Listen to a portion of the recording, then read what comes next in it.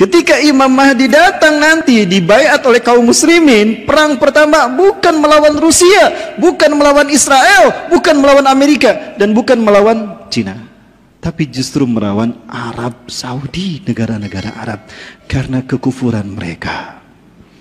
Artinya di saat Imam Mahdi muncul, Arab dipimpin oleh raja-raja yang munafik. Oleh raja-raja yang munafik. Ya. Saya kira tidak perlu dibahas kemunafikan mereka ya Bapak Ibu. Aduh. Baik Bapak Ibu rahmati Allah. Saya bertanya pada Bapak Ibu sekalian. Menurut Bapak Ibu, siapakah dinasti Ibnu Saud yang berkuasa di Saudi Arabia hari ini? Apakah dia keturunan bangsa Arab? Atau apakah mereka keturunan Rasulullah SAW? Apakah mereka orang Arab? Nah, beberapa pengamat mengatakan mereka bukan keturunan Arab, apalagi keturunan Rasulullah SAW. Dinasti Ibnu Saud ini adalah keturunan dari Yahudi Irak yang bernama Mordakai bin Ibrahim bin Moses. Dia pengusaha kacang-kacangan, biji-bijian, dan oleh-oleh haji lah, tanda petik ya. Bapak Ibu kalau pulang bawa oleh-oleh haji kan, ada kacang-kacangannya kan? Misis, kacang Arab. Nah itu dulu dia pengusaha besar di Irak. Ketika suku Anza pergi ke Irak sana belanja kepada kiosnya, dia nanya, kalian dari mana? Dari suku Anza. Oh suku Anza, aku juga keturunan suku Anza, kakek saya suku Anza, disebutkan Fulan bin Fulan. Dia ngarang cerita seolah-olah dia adalah suku Anza. Dan ternyata kehebatan berbicara dan kehebatan berkata-kata dan hafalnya silsilah yang dia sebutkan, itu membuat suku Anza tertarik oleh Mordakai bin Ibrahim bin Moses. Nah, jadi perangnya saya urutkan ya para muslimin. Mana spidol? Oh ini. Berdasarkan hadis ini, ketika Al-Mahdi muncul, perang pertama akan melawan Jazirah Arab. Innakum satagzuna jaziratal Arab wa yaftahu Allah. Sungguh kalian akan memerangi Jazirah Arab dan Allah akan memenangkannya untuk kalian. Termasuk memerangi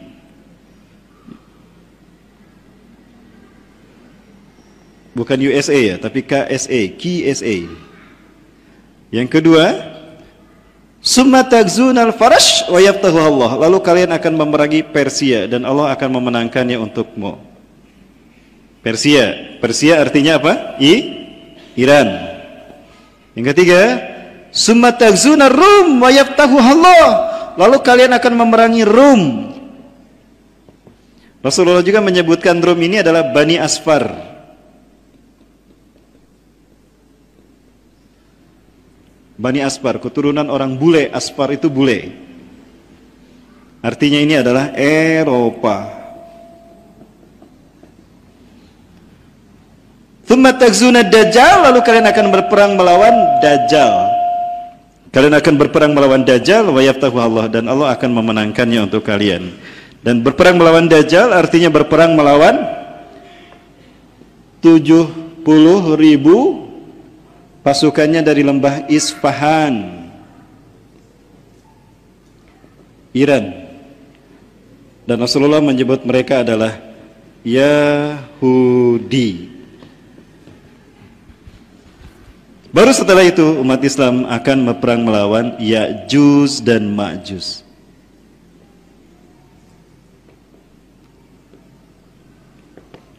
Ini urutan perangnya. Setelah itu tidak ada lagi perang. Nah, Bapak Ibu rahmati Allah, saya bagi dua peperangan ini. Peperangan ini saya bagi dua. Nah, di sini. Perang ini berbeda. Yang inilah yang saya lihat, inilah yang disebut dengan Armageddon. Sementara inilah yang saya fahami sebagai Malhamah. Malhamah Kubro.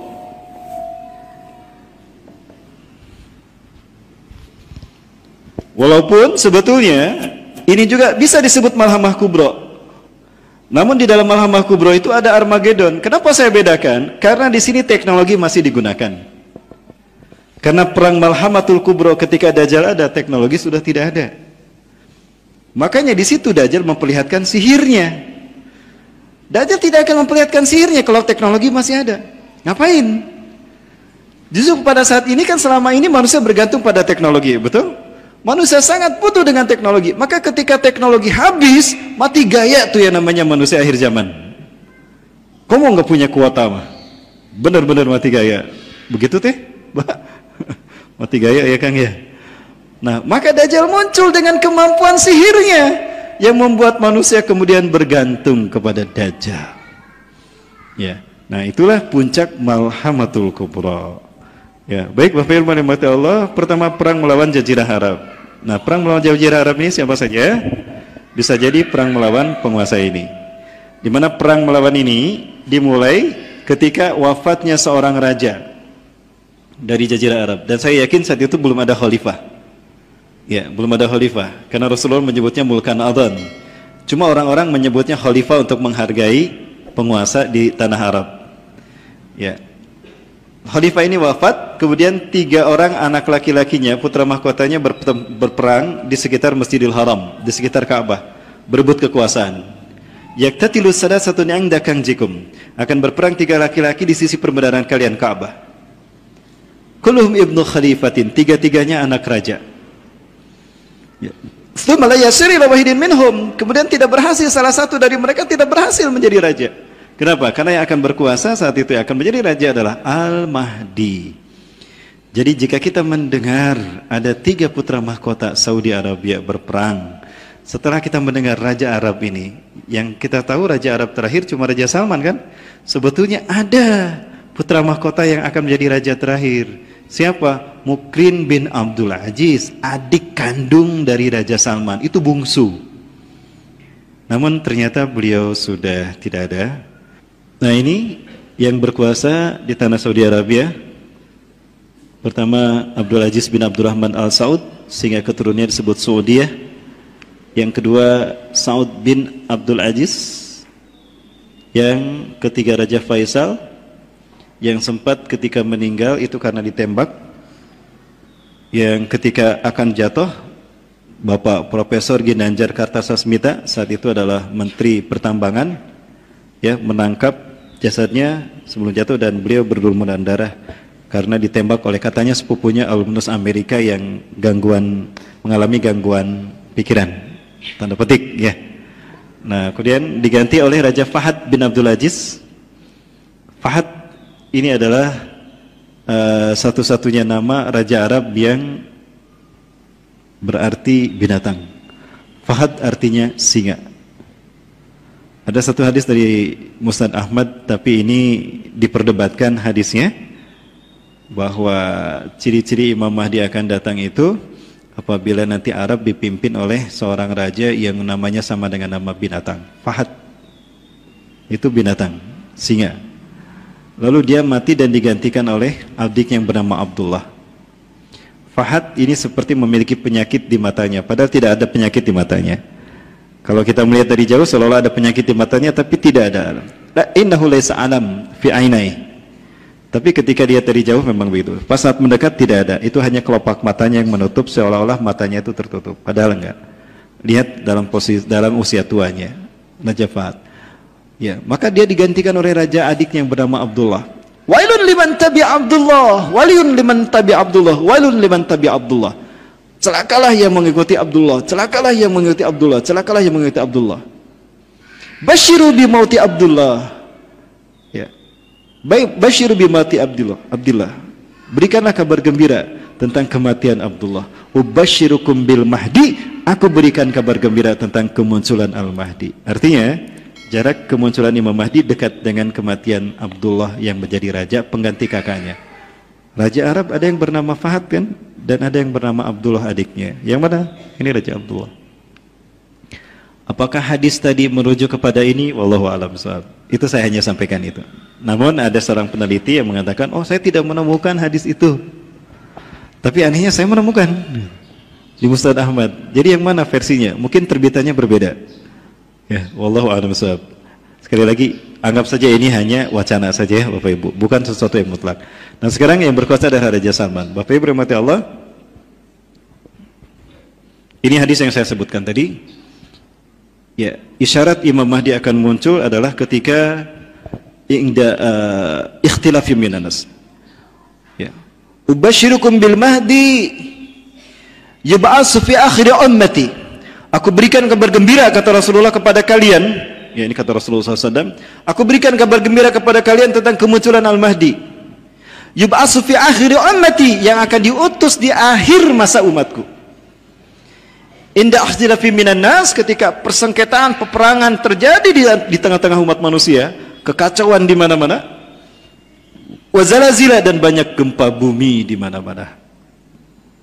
Ya mulu adhan wa kistan kama muliat zulman wa jawran. Dia akan memenuhi dunia ini dengan keadilan dan kesejahteraan, sebagaimana sebelumnya penuh dengan pembantaian dan kezaliman.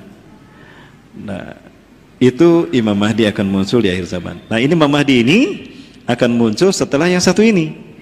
Akan berperang di sisi Ka'bah kalian 3 orang yang semuanya adalah anak khalifah putra mahkota. Kemudian salah satu dari mereka tidak berhasil menjadi raja. Kemudian muncullah para pembawa panji hitam dari arah timur yang akan memerangi kalian dengan peperangan yang tidak pernah dilakukan oleh satu bangsa manapun. Ya. Kemudian beliau menyebutkan sumadakara syai'an la ahfazuhu faqal. Kemudian beliau Rasulullah menyebutkan sesuatu yang aku tidak hafal. Faqal, maka Rasul bersabda, fa idza ra'aitumuh, apabila kalian melihat para pembawa panji hitam dari arah timur tadi, fabayyuhu, berbaiatlah padanya, walau habwan ala thadi, walaupun harus merangkak di atas salju. Artinya kemunculan para pembawa panji hitam itu ada tampak di muka bumi ketika salju ada di negara mereka. Dan ini ada kemungkinan besar adalah Khurasan atau Afghanistan. Dan kita tahu sekarang Afghanistan dipimpin oleh Taliban. Apakah kunjungan Taliban ke sana hanya untuk makan-makan, jauh-jauh ke Indonesia makan bersama dengan pejabat? Enggak. Ada hal yang lain yang lebih penting. Artinya apa? Itu isyarat kepada bangsa Indonesia bahwa satu pasukan yang kedua, pasukan Imam Mahdi yang kedua sudah ada. Pasukan Imam Mahdi yang pertama adalah Ahlus Syam, pasukan ahli tauhid dari Suriah dan Palestina. Ya. Yang kedua adalah Ashabur Rayatis Sud, para pembawa panji hitam dari Khurasan, yaitu mereka. Apakah Taliban? Saya yakin Taliban. Lalu kenapa datang ke Indonesia? Buru-buru, cepetan dong, kita sudah muncul nih. Mana yang ketiga? Taifah Mansurah, Indonesia. Jadi Indonesia harus ditekan dulu, baru nanti bangkit. Apakah bangkitnya sekarang? Kan sudah ada seruannya.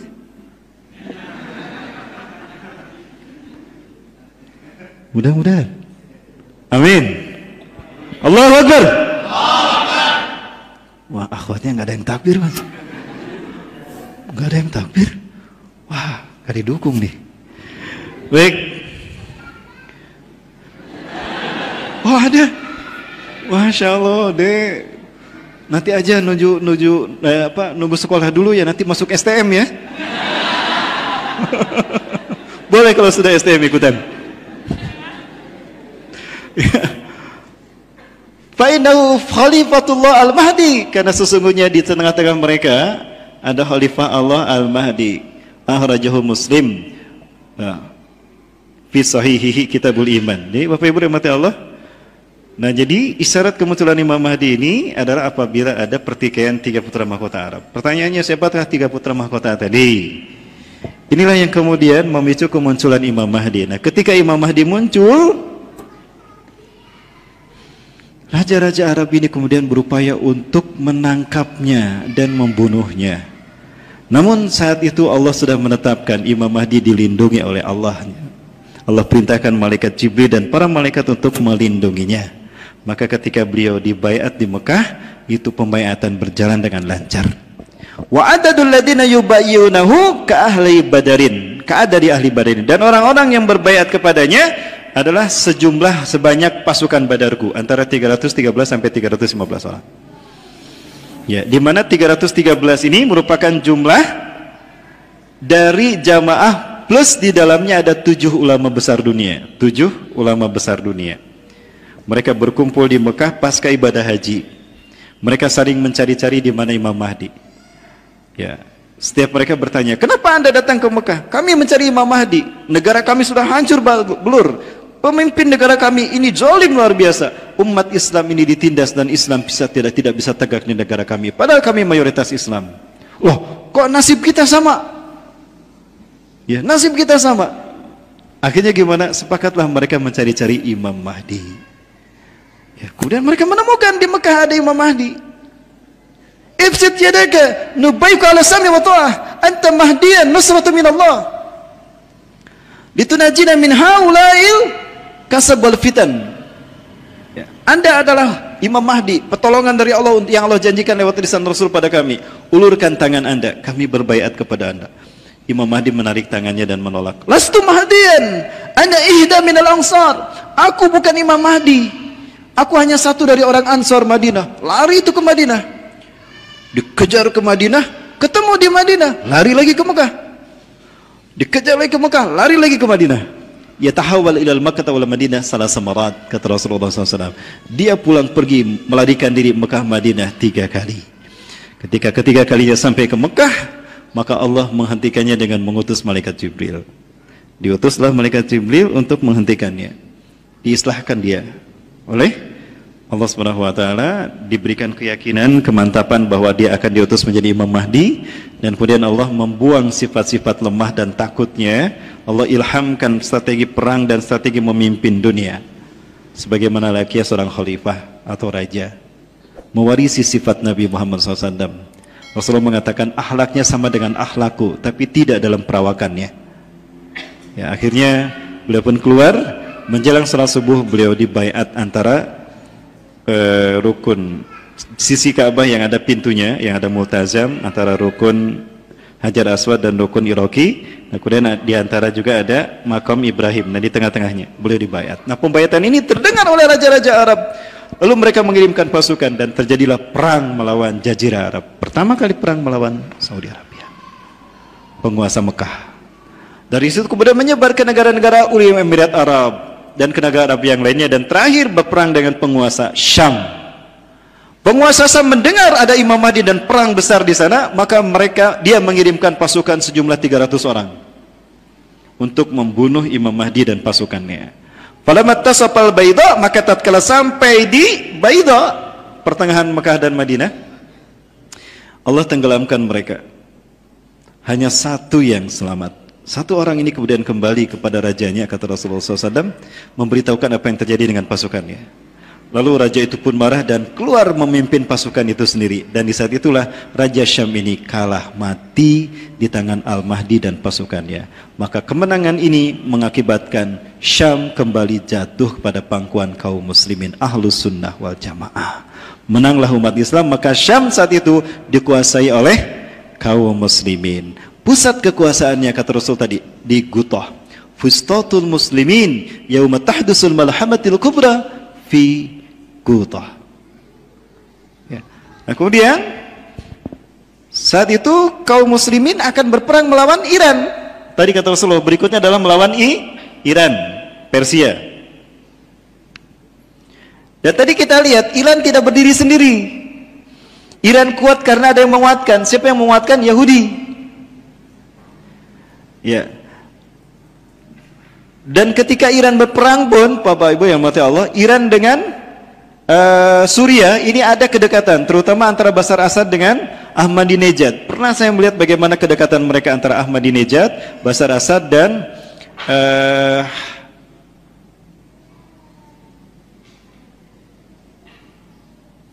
siapa pimpinan Hizbullah Libanon? Hasan Nasrullah. Hasan, bukan Nasrullah dia, tapi namanya Hasan Nasrullah. Akidahnya Syiah di Libanon. Itu kelihatan kedekatan mereka. Iran, Suriah, dan Libanon. Nah, artinya ketika Iran diperangi, maka Israel pun akan diperangi, dan juga Rusia pun akan diperangi. Tadi kita lihat bagaimana Vladimir Putin menjadi negara penguatan mereka. Artinya ada 3 bangsa nanti yang akan diperangi ketika Iran diperangi. Ada Rusia, kemudian juga ada Israel. Bapak sekalian, dan itu akan diperangi oleh Imam Mahdi. Nah, ketika perang melawan Iran ini, Rasulullah SAW menyebutkan, kalian akan bersekutu dengan Bani Rum. Wa ta'khuduna hilfan taman ma'hum, dan kalian akan mengambil perjanjian yang sempurna dengan Bani Rum.